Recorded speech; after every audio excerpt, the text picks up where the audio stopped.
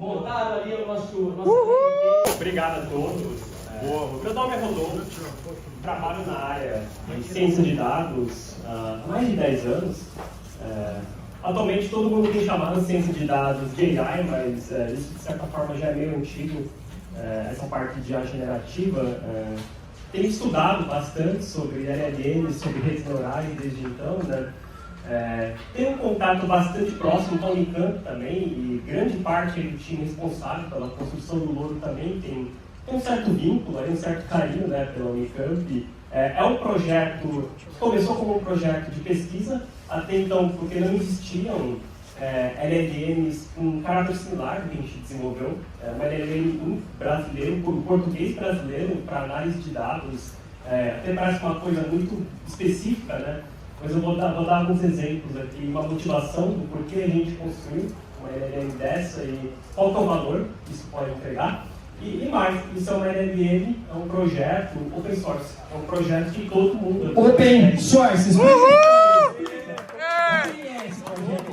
source! Vocês são donos, todos são donos. É um projeto aberto, todo mundo consegue contribuir com esse projeto. É um projeto que hoje está hospedado no Hugging Faces, que é a maior comunidade de IA global.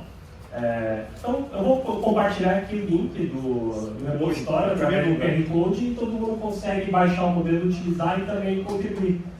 E também todo o processo que a gente fez de construção do modelo, a gente sempre foi muito transparente sobre metodologia, sobre técnicas utilizadas, né? Até para a gente criar uma metodologia que pode ser utilizada para a criação de diversos outros modelos, inclusive modelos em português. O que a gente tem visto que o cenário open source ele não é tão favorável para as línguas menos representadas, né, hoje na internet, que é o caso do português. Mas, sem mais delongas, vamos lá um pouco sobre a motivação de ter construído o Louro. Como eu disse, construir um dashboard, visualização, vocês passaram por toda aquela jornada de construção do Analytics. Só que o que eu tenho visto, muitos deles acabam não utilizando. Os dashboards acabam não sendo data-driven, ou seja, acabam não tomando decisões baseadas em dados, mesmo tendo data lake, tendo toda uma estrutura de análise e ter pagado por isso. Tem alguns motivos do porquê isso acontece. Bom, primeiro, existe uma questão de mudanças de prioridade que acontecem no meio do caminho de um programa de analytics, ou seja, a partir do momento que você pensou num dashboard, pensou em um site e quer construir um painel com aquilo, tem um tempo do seu time para construir aquilo. E geralmente é uma jornada longa.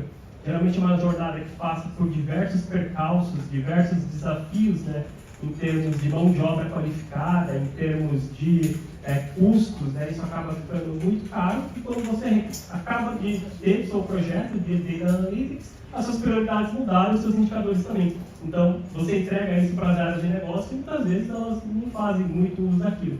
E tem um outro cenário também. Qual que é o outro cenário? É um cenário onde você precisa daquele insight, daquela métrica, daquele KPI de maneira, eu diria, ad hoc. Ou seja, você, por exemplo, imagina que você é um gestor de uma rede de varejo, por exemplo, e você está perto da Black Friday e você precisa daquele indicador, daquele número para fazer uma campanha publicitária. Você vai lá e geralmente o que você faz? Você pede para o seu time de dados ou seu time de BI gerar aquele indicador para você. Mas geralmente, como é um feriado, é uma data muito... é uma data onde vai ter um alto volume de requisição daquele time. Então, provavelmente aquele time não vai conseguir te atender a tempo. E você não vai conseguir ter o seu indicador. Então, qual que é o conceito por trás da solução desse problema? Uma coisa que a gente chama de Self-Service Analytics.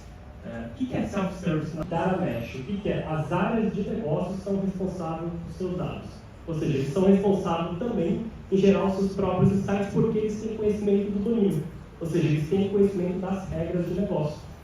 Só que qual é o problema disso? O problema é que existe uma barreira hoje, a maioria das ferramentas de visualização e ferramentas de exploração de insights em cima de dados, que é a barreira técnica. Você precisa de mão de obra qualificada para operar essas ferramentas.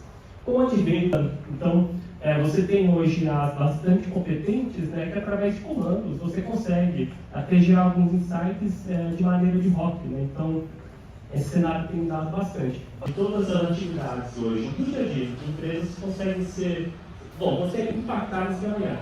Elas conseguem ser automatizadas completamente ou simplesmente aumentadas, ou seja, a IA vai trabalhar junto com o humano para melhorar a eficiência daquela atividade.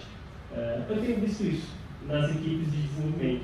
Então, eu sou responsável hoje por algumas equipes de desenvolvimento e eu tenho visto cada vez mais desenvolvedores de software serem mais produtivos. Uma equipe de 10 pessoas para escrever código, para deployar, fazer teste, e hoje, teoricamente, se precisaria de 6 pessoas, na teoria, né? Às vezes não acontece só na prática, mas é realmente bem notável. O ganho hoje é que você tem de produtividade com o uso de IaaS e LLMs em qualquer tipo de trabalho, né? Mas ainda não respondi a pergunta sobre como que isso pode... O que é o Analytics, né? O que é você gerar insights em cima de dados? Basicamente, 80% é você escrever código. Então, que código é esse? É você escrever SQL, que é uma linguagem bastante comum de banco de dados, e escrever código Python, também que é uma linguagem bastante comum para ciência de dados, para exploração geral de dados. Então, se de certa forma a gente conseguisse desenvolver algo que entenda português falado aqui no Brasil, e que consegue performar bem nessas tarefas de escrita de código, principalmente nessas duas linguagens, a gente conseguiria automatizar grande parte do trabalho de um analista de dados. E foi isso que a gente fez. Então, como que foi a primeira abordagem nossa, né? Quando a gente começou a pensar numa solução que poderia resolver essa dor, né? Vamos pensar as principais soluções de mercado hoje, que são Anthropic, e recentemente o Gemini da Google, né? Essas foram as primeiras abordagens que a gente tentou, pensando que essas abordagens iam resolver o problema, mas essas são exemplos de IaaS que são IaaS generalistas, primeiro. Então, você precisa de diversas técnicas, que a gente chama de técnicas de prompt engineering, né? Ou seja, são maneiras de você alinhar o conhecimento de uma LLM para realizar uma certa tarefa, né? Ou seja, montando um agente ou escrevendo prompts grandes, né? Para você ter um mínimo de capacidade numa tarefa. O que a gente percebeu? Que tarefa de análise de dados em português, você tentar automatizar um analista de dados, você precisa escrever prompts razoavelmente grandes. Ou seja, você precisa montar um agente. E qual que é o problema disso? O alto custo. Cada chamada que você faz para chamar o modelo básico, ou seja, o LLM, você acaba tendo alto consumo de token, às vezes muitas vezes desnecessário, né? Qual que é o outro problema que a gente viu? A questão de privacidade de dados. Então, a gente quer diminuir cada vez mais a camada de exposição de dados, né, para você ter uma privacidade e ter certeza que seu dado está rodando na sua infraestrutura com as suas regras de segurança, né? Então, essa abordagem a gente chama de closed source, ou seja, essa abordagem partindo de Big Techs funciona, só que tem os seus desafios, né? Então, vamos pensar na abordagem open source, ou seja, que você pega gratuito em qualquer repositório da internet, baixa e começa a utilizar, né? Mas eles também apresentam seus desafios. Existe o desafio também do alto custo, ou seja, para você obter o mínimo de performance nessa tarefa que eu mencionei, você precisa partir para modelos relativamente grandes, seja LLMs com 70 milhões de parâmetros, que é uma coisa bem grande, e você precisa de hospedar isso em algum lugar, então você precisa hospedar isso num servidor a um alto custo, então você tem esse problema. Tem problema de acurácia também, nenhuma LLM dessa foi feita com um propósito tão específico desse, então tem um problema de acurácia. E qual é o problema de localização? Grande parte, eu diria que todas as LLMs hoje em repositórios públicos não foram treinadas com uma grande massa em português, ou pelo menos não foram, eles chamam de ajustadas, né? Ou seja, não teve um fine tuning, que a gente chama, né, para entender o português falado aqui no Brasil. E tudo isso causa um impacto também no meio ambiente, uma pegada de carbono grande. Por quê? Você vai precisar hospedar o LLM num servidor relativamente grande e um alto custo energético. Então a gente foi pensando nesses desafios aqui, a gente foi lá e construiu o logo, né? A gente colocou um repositório público, colocamos hoje esse repositório público, ele estava fechado apenas para equipes de desenvolvimento, né? A gente estava fazendo os ajustes dele e hoje a gente está lançando ele na comunidade. Então tem o QR Code dele que está na tela, vai direcionar para a plataforma que a gente fez, que, como eu mencionei, é a maior comunidade global hoje em dia, né? Todos os modelos, tanto da Meta, tanto modelos da Google, da Microsoft, são hospedados também nessa plataforma, uma empresa gigantesca vocês conseguem ter toda a parte dos benchmarks lá nesse repositório e também utilizar o logo dos seus produtos também. Então, ele está lá para ser utilizado também. Convido todos vocês a contribuírem no projeto também. Então, tem toda a documentação, vocês conseguem contribuir com ele. Vamos falar um pouco sobre o desafio do framework, que pode ser aplicado para diversos casos. A gente aplicou para esse caso, de acordo com as experiências que a gente tinha, a gente viu uma oportunidade muito grande para isso, né? Mas vamos lá, um pouco na construção. Qual foi a primeira abordagem do time aqui? Né? Vamos construir uma LLM que automatize o trabalho na analista de dados e entenda comandos em português. Né? Vamos tentar encontrar dados para isso, dados da internet, dados públicos, e não tem mais isso. Né? A gente foi lá e pegou datasets de fontes públicas, 7 terabytes de datasets. Essa é uma quantidade gigantesca de dados, né? Que também é necessária para você construir uma LLM que nem a gente construiu. Né? Aqui estão as bases que eu mencionei, não vou entrar muito detalhe nelas, né? Mas qual que é a questão, né? Tudo bem. Qual que é a questão, né, em cima dessas bases? Né? Primeiro, licença de uso. A OpenAI está sendo acusada por diversos órgãos aí, em questão de licença de uso em cima de dados, por conta de fazer web scraping e utilizar repositórios de código desrespeitando as licenças de uso. Então, a gente quis ser um pouco mais cuidadoso com isso, essa questão de licença de uso. Má qualidade de código, não adianta você só tentar pegar coisas da internet sem curadoria nenhuma, mas a gente está falando aqui de 7 terabytes de dados, como é que a gente vai fazer uma curadoria manual? Isso é muito complexo. E formato inadequado para a tarefa que a gente estava fazendo, e exemplos de código que não tinha nada a ver com o trabalho que uma analista de dados faz. Então, essa foi a primeira abordagem. Por isso que eu digo que o modelo estava fechado até então, né? A gente fez o primeiro modelo baseado nessa base de dados, né? Mas foram lições aprendidas, que esse caminho não ia dar certo. Mas vamos lá, sem entrar em muitos detalhes técnicos. Isso aqui é um paper da Microsoft, é um paper científico. Foi publicado no ano passado esse paper, e ele serviu de inspiração para a nossa metodologia. O que essa galera fez? Né?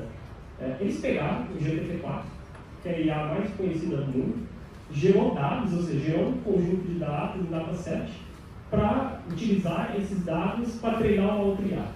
Basicamente isso que esse paper faz.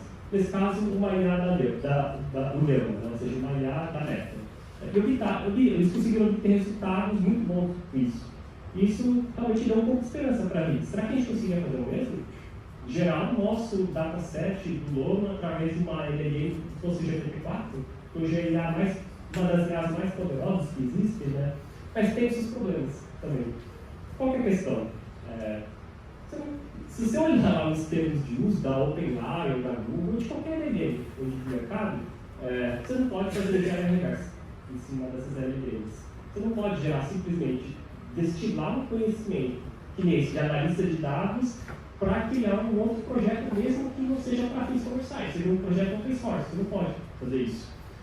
A Meta deixa você fazer isso, mas com modelos da própria Meta, ou seja, o Llama, que é uma LLM base da Meta, você pode gerar de um Llama 70.000 um dataset para um Llama 100.000. Isso você pode.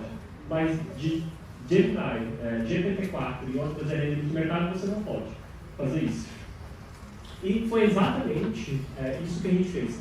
A gente pegou LLMs open source que, no qual a licença de uso, elas permitem você fazer essa engenharia reversa, ou seja, você destilar esse conhecimento que está oculto dentro dessas redes.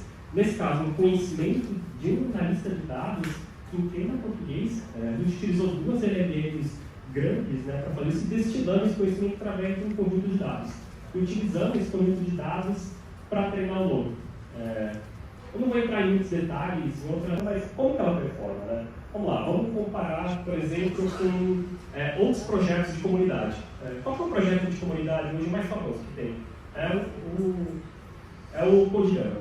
Codilhama, dentro desse escopo, né? É o projeto hoje de comunidade mais famoso para essa função. E comparando o Codilhama 7 bilhões, o nosso logo 7 bilhões, a gente fica 13% acima.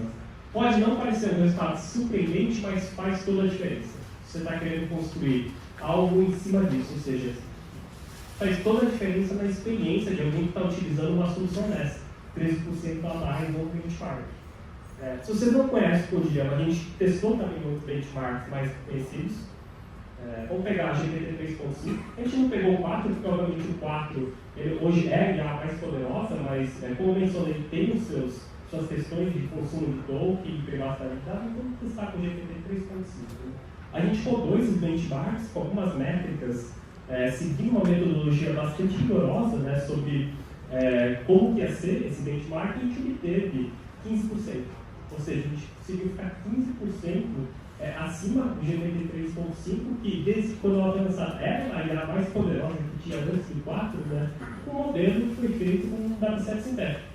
Ou seja, aqui tem uma metodologia totalmente criada por nós, né, como um grupo aqui de pesquisa. Para finalizar aqui, antes de mostrar bem ágil esse tipo de tarefa, ou seja, análise de dados em português, ele compreende bem a resposta, responde muito mais rápido, grande parte aí dos modelos open source, só tem modelos da OpenAI, ou da Microsoft, ou da Google, né? Então ele é bem ágil nisso, por conta do alinhamento do conhecimento que a gente fez com uma tarefa muito específica.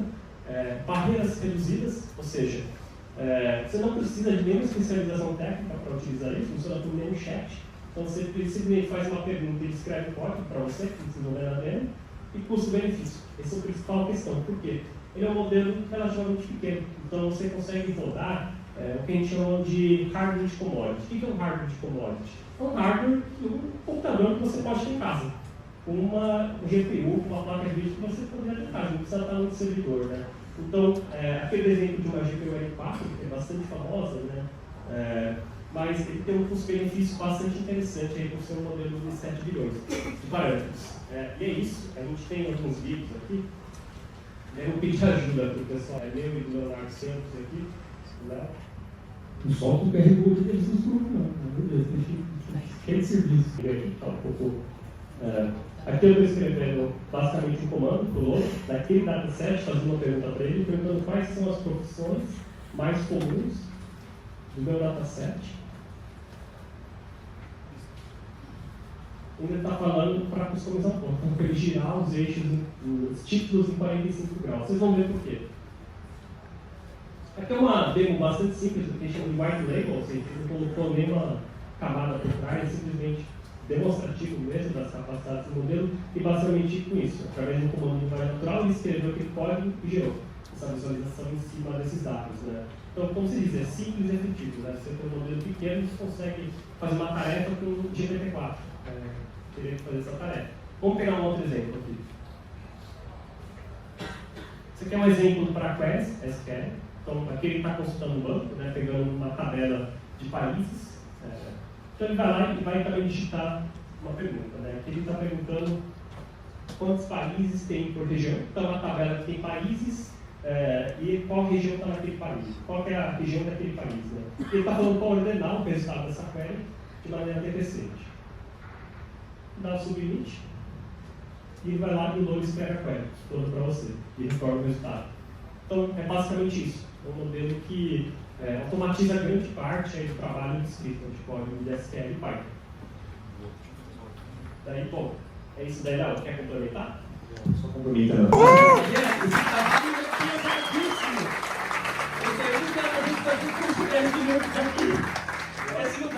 acho que aqui é um pouco do nosso propósito. Isso aqui tem a ver com isso. Como é que a gente democratiza o uso de tecnologia, como é que a gente democratiza linguagem de programação.